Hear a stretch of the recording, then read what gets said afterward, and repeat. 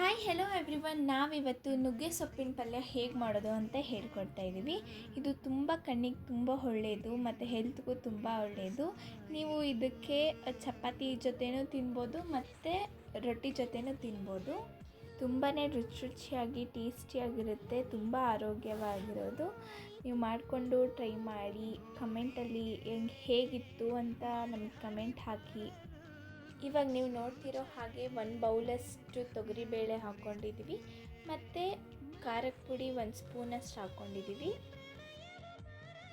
ಇವಾಗ ನೀವು ನೋಡ್ತಿರೋ ಹಾಗೆ ನುಗ್ಗೆ ಸೊಪ್ಪು ತುಂಬ ಎಳೆದಾಗಿರೋದು ಹಾಕೋಬೇಕು, ತುಂಬಾ ಚೆನ್ನಾಗಿರುತ್ತೆ, ಹೆಲ್ತಿಗೆ ತುಂಬ ಒಳ್ಳೆಯದು.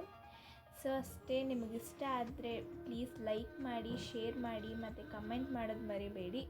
ಇನ್ನೂ ಬೇರೆ ಯಾವುದಾದ್ರೂ ರೆಸಿಪೀಸ್ ನಿಮಗೆ ಬೇಕಂದರೆ ಕಮೆಂಟಲ್ಲಿ ಹಾಕಿ. ನೀವು ನೋಡ್ತಿರೋ ಹಾಗೆ 2 ಲೋಟ ನೀರು ಹಾಕ್ಕೊಂಡಿದ್ದೀವಿ. ಲಾಸ್ಟಿಗೆ 3 ವಿಷಲ್ ಮಾಡ್ಕೊಂಡಿದ್ದೀವಿ. ಸೊ ಇವಾಗ ನೋಡ್ತಾ ಇರ್ಬೋದು, ತುಂಬ ರುಚಿಯಾಗಿರುತ್ತೆ ಅಷ್ಟೇ. Thank you.